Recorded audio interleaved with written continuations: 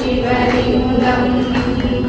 सर्वदुर्गन्धसुलेपितलिङ्गम् बुद्धिविवर्धनकारणलिङ्गम् सिद्धसुरासुरवन्दितलिङ्गम् तत्प्रणमामि सदा शिवलिङ्गम्